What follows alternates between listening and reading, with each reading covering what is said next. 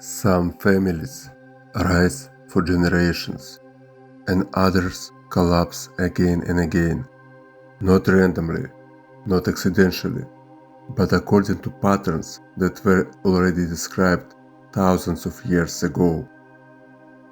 Human civilization has feared one idea consistently across time, geography, and belief systems, that consequences do not always end with the individual, and that certain forces, once unleashed, continue through generations.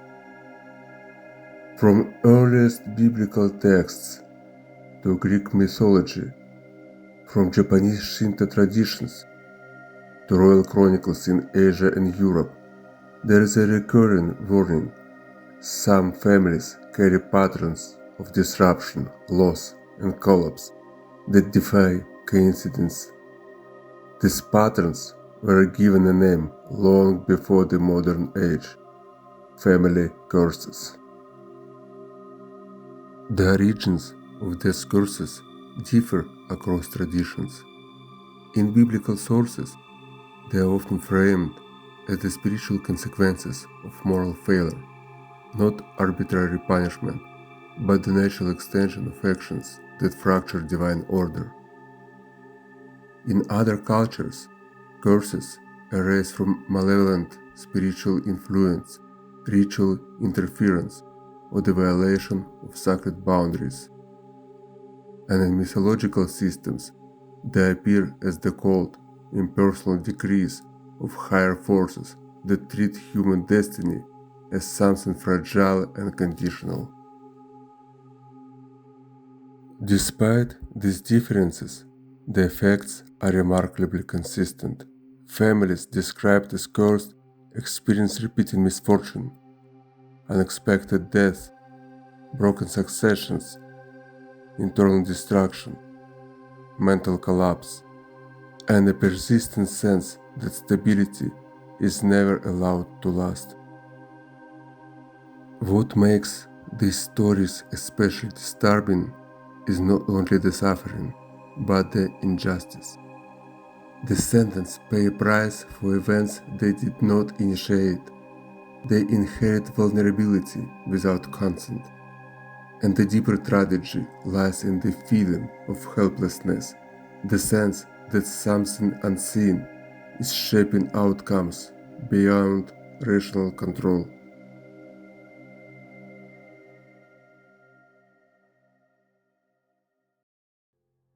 For decades, observers have spoken of the so-called Kennedy curse.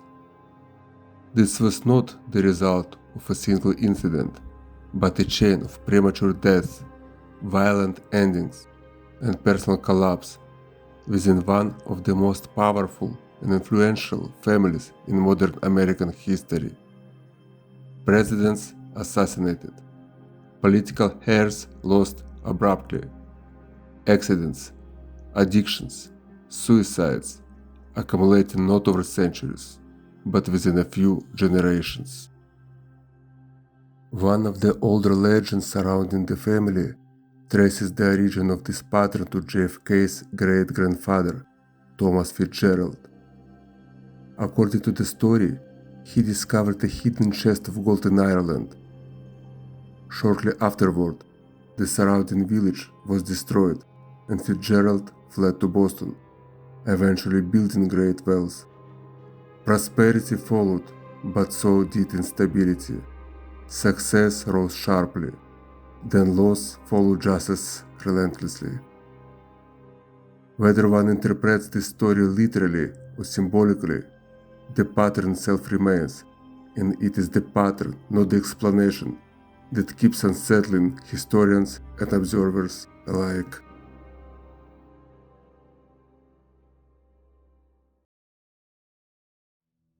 An even darker case unfolds in Nepal. In 2001, Crown Prince Dipendra of Nepal fatally shot his father, mother, and 7 other members of the royal family before turning the weapon on himself. He died days later, leaving the nation stunned and without answers. Modern explanations pointed to intoxication and mental illness. Local tradition offered something far older and far more chilling. Over 200 years earlier, legend tells of Nepal's first monarch encountering a wandering yogi. The king offered him food. The yogi consumed it, vomited it back, and offered it in return. When the king refused, the yogi pronounced a curse upon the dynasty, declaring it would end in the 10th generation.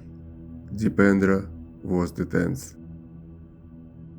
To historians, this might be folklore. To the Nepalese people, it was fulfillment.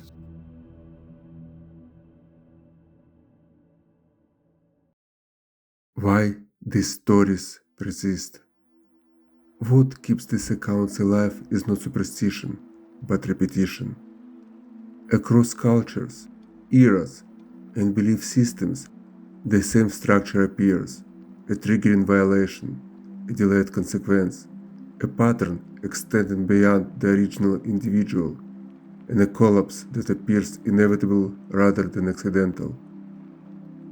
Ancient traditions did not treat family curses lightly because they understood something modern culture often avoids: that unseen structures can govern outcomes as rigidly as visible laws. And once such a structure is established, ignoring it does not neutralize it. Family curses, whether viewed as spiritual realities, symbolic warnings, or historical patterns, share one undeniable feature: they do not fade on their own. Ancient wisdom insisted that awareness, intervention, and protection were required to break destructive cycles, not denial, not mockery, not passive hope. The past speaks clearly on this matter, and it continues to speak through history itself. Some patterns are warnings, some are consequences, and some demand to be confronted before they repeat again.